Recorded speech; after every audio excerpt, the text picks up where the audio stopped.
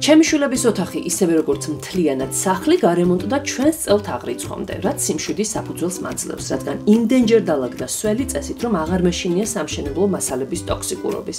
თუმცა პრობლემების ნაკლებობას ამის გარეშეც არ უჩივით. მაგალითად, პირველი პრობლემა არის სათამაშოების ყუთი. არ ვარ დარწმუნებული, რომ ყველა ეს სათამაშო უსაფრთხო მასალისგან არის დამზადებული.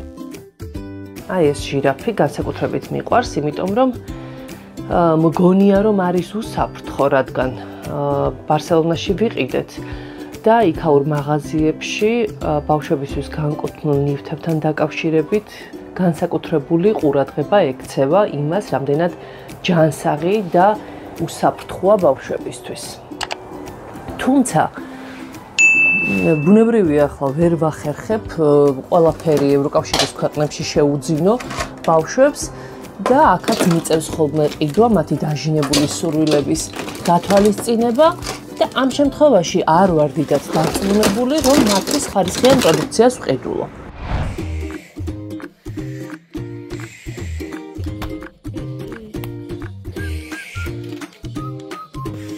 ეს სათამაშო განსაკუთრებით უყვარს სანდროს და მეც არა ვარ პრინციპში წინააღმდეგი ამ სიყვარულის, რადგან ის ჩამოტანილია ესპანეთიდან და ხარისხის სტანდარტებს აკმაყოფილებს.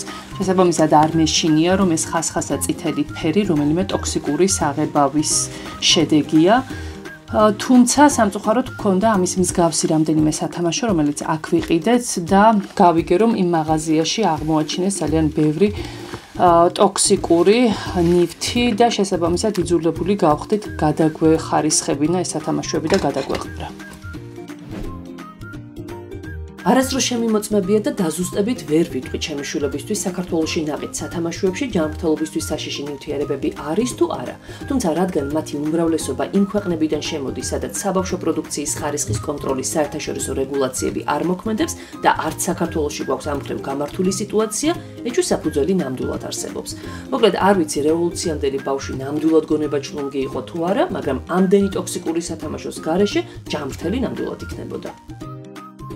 ერთი პერიოდი რაღაც აკვიატება ჰქონდათ შემშვილებს და ესე ისტერიულად ითხოვდნენ ამ რბილ სათამაშოებს. შედეგად აქაურობა გამოტენილია ამ რბილი სათამაშოებით და ორიამდენი ქუთაისში წავიღეთ და იქ შენახული გვაქვს სარდაფში. ამ სათამაშოების ძირითადი პრობლემა ის არის, რომ მტვრის ბუდია და დაზიანების შიშით ზოგს ვერც ვრეცხავ.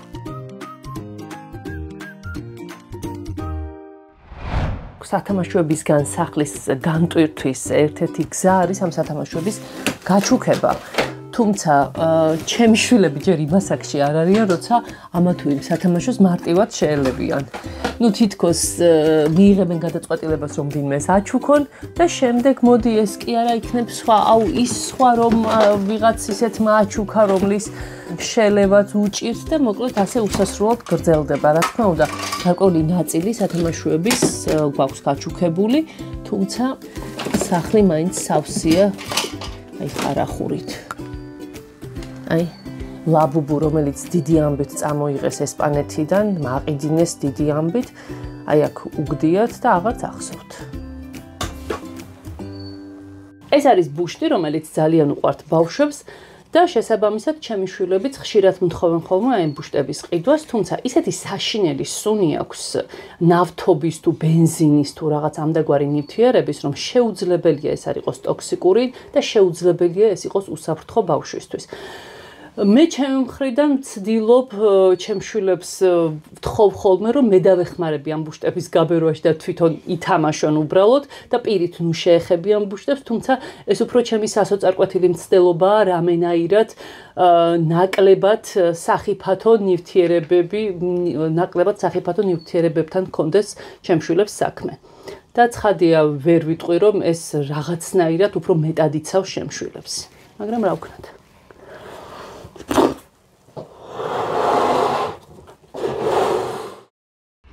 გაცილებით უსაფრთხოა ესეთი ხის სათამაშოები, თუმცა ვერ გეტყვით, რომ ძალიან მიაფიღირს.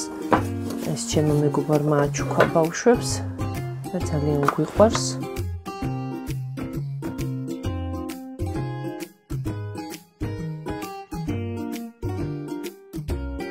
ოთახში ყველაზე საყვარელი პლაკატი ამ ეტაპზე ეს არის.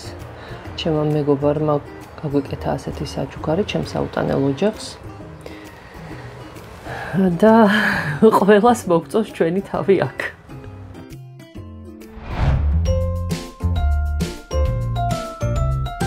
ეს არის თეკლას ავლადიდება.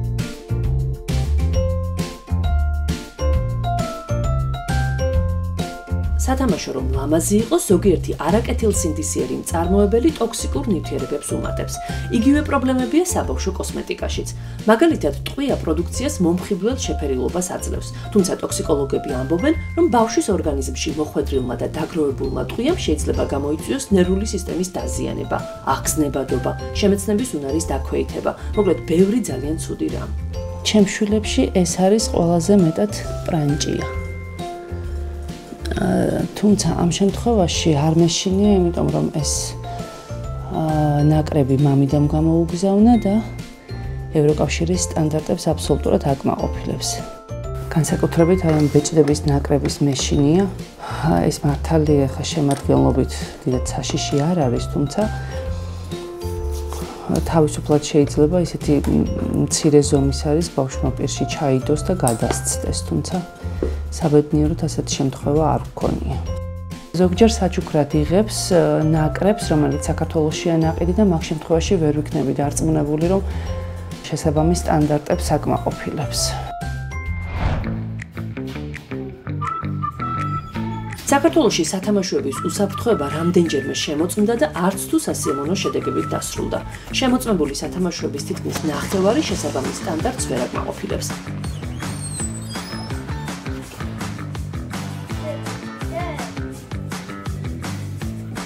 საფრთხის შემცველი პროდუქტების სიაში საპატიო ადგილი მაინც ეგრეთ წოდებულ თლარწებს უჭირავთ. თუმცა ჩემ შვილებს ძალიან უყვართ და ზოგჯერ იძულებული ვარ მათ სურვილს ანგარიში გავუწიო.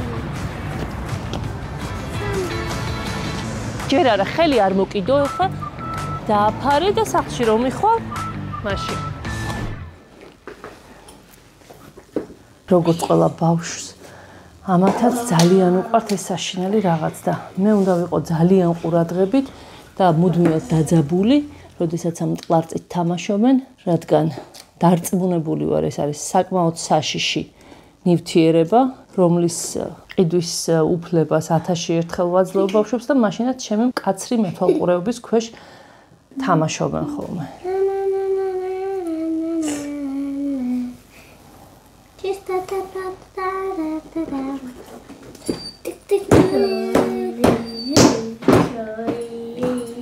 და რაც მთავარია ამ ყველაფრის დასასრულს, ჯერ ხო ვაკონტროლებ, რომ თამაშის პროცესში ხელი თვალზე არ მოისვან ან პირთან არ მიიტანონ და როდესაც ეს ყველაფერი დასრულდება, ძალიან კარგად უნდა დაიგონონ ხელები.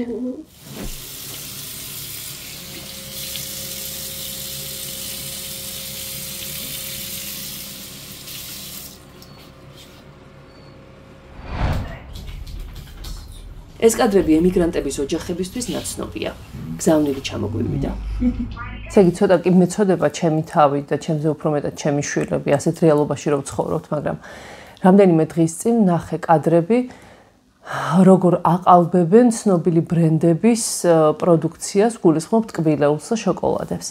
ნუ ჯერ ხო ისედაც ტკბილეული და შოკოლადები რა არის ბავშვისთვის და მე იმასაც რომ ფალსიფიცირებულს ვაჭმევთ და ნუ ამით ხა მომენტალურად დაფეთებულმა ვუთხარი ჩემს ფარსო გეხვეწები იქნებ ტკბილეულიც მაქედან გამომიგზავნო თქო და ხა ჩაუდევს შოკოლადები ბავშვებისთვის და უნდა გავხსნა. არა, ეს unboxing-ი აშკარად არ არის ჩემი საქმე.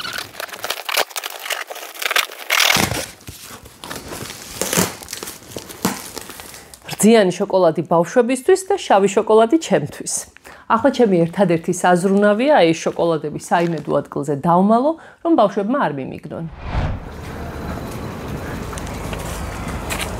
ხანდახან ასეც ხდება, ბაღში მივდივართ ბავშვების გამოსაყვანად და რადგან ბაღის მერე ვაპირებთ გასეირნებას, სახლში მოbrunებას, ველოსიპედებით წამოვედით, თუმცა სამი ველოსიპედი ვერ წამოვიყვანე და შესაბამისად შესაძლოა თეკლას ვერც გადავურჩე. ასე რომ იმედია სანდრო ათხოვებს ხოლმე.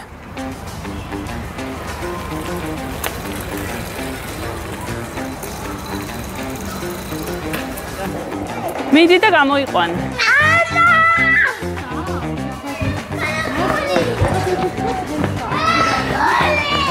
ჯამი ველოსიპედია. არის. თეკლა გაბრაზდა. თეკლა დაქსვამ სანდრო, ხო? რაც ყველაზე სასაცილო ამბავია, არის ის, რომ ჩემს სამივე შულს მე ვასწავლე ველოსიპედის ტარება. მე, რომელიც ველოსიპედზე არასდროს მივდარ ვარ. ბავშვობაში დედაჩემის შიშების გამო, შემდეგ ცადე მოზრდილ ასაკში დამჯდარიყავი ველოსიპედზე და ისე ავილეწე, რომ მირჩიეს ველოსიპედით სეირნობის სწავლა აღარ მეცადა. თუმცა კარგი თეორეტიკოსი აღმოჩნდი და ბავშვებს იმდენად კარგად ავუხსენი, როგორ უნდა ეტარებინათ ველოსიპედი, რომ სამივე მშვენივრად დადის. კარგი დაჯექი. სანდროსთან ყველაფერი რიგზია, თუ დაეხმარე დაძვრაში და შემდეგ გაჩერებაში.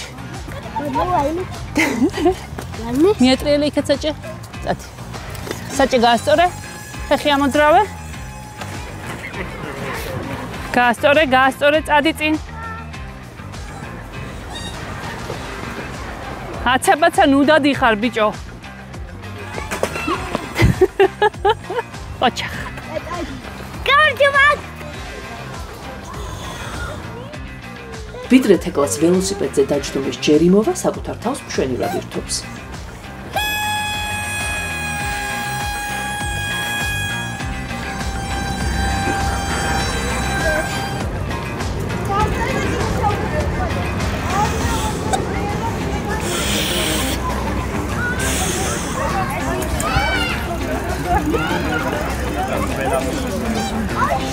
როდესაც ბავშვი გთხოვს ტელეფონს, ძალიან მარტივია აუხსნა, რატომ არ შეიძლება ტელეფონის ყიდვა და რამდენი უარყოფით ითვისება აქვს ტელეფონს. მაგრამ როდესაც გთხოვს ველოსიპედს, რა გინდა როქნა? პრობლემა ის არის, რომ ველოსიპედი ძალიანაც სასარგებლოა ბავშვებისთვის, მაგრამ არ არის სასარგებლო ოჯახის ბიუჯეტისთვის.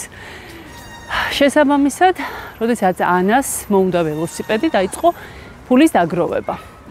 მოკლედ, რამდენიმე თვიანი ფულის შეგროვების პროცესის შემდეგ მოაგროვა საკმარისი რაოდენობა და იყიდა ველოსიპედი. თუ გავითვალისწინებთ იმას, რომ ველოსიპედი დაახლოებით, ან ველოსიპედის ფასი დაახლოებით 300-400 ლარიდან იწყება, წარმოიდგინეთ ეს რამხელა ფინანსური წნეხია ოჯახის ბიუჯეტისთვის, როდესაც გყავს 3 შვილი. როდესაც ანამ ველოსიპედი იყიდა, ამას ლოგიკურად მოყვა სანდროს პროტესტი. საბედნიეროდ სანდროს დეიდაშვილმა აჩუქა ველოსიპედი. ამის შემდეგ ვინ გააპროტესტა? რა თქმა უნდა, თეკლამ. თეკლასაც გამოუჩნდა საშველი და მამიდამ აჩუქა ველოსიპედი. ჩვენს შემთხვევაში ეს კარგად დაალაგდა, იმიტომ რომ პრაქტიკულად 2 ველოსიპედი გვაჩუქეს. თუმცა რეალურად 3 ბავშვის ველოსიპედის შეძენა არც ისე პატარა თანხაჯდება და ოჯახის ბიუჯეტისთვის ეს არის სერიოზული ფინანსური წნეხი. ვარსაც ვერ ეტყვი, რადგან ბავშვის ჯანმრთელობისთვის ველოსიპედი მშვენიერი რამ არის. გონი სანდრო ტირის.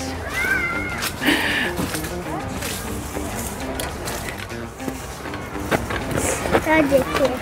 მე დამიკავე. დაჯექი. შეხ. მოგაწე. მოიცა? მიდი, 3, არა, ერთი გავშხელი მიდის, არის სანდრა. სეირნობა ცოტა გაგვიგრძელდა. ანას სამეცადინოს ხაზრით სახლში ვბრუნდებით. საქართველოს რომ განვითარებული ქვეყანა იყოს, მე არ ვიფიქრებდი, რომ ყოველი სათამაშო, რომელთაც ჩემი შვილები თამაშობენ, შესაძლოა იყოს საფრთხის შემცველი.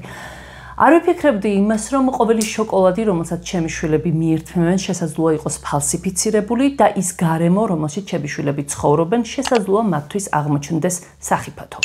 მე ვიქნებოდი მშვიდი დედა და არა ისეთი, როგორიც ახლა ვარ. ახლა ვარ დედა, რომელიც მუდმივად ფიქრობს, რომელი მხრიდან ელოდება მის შვილს საფრთხე.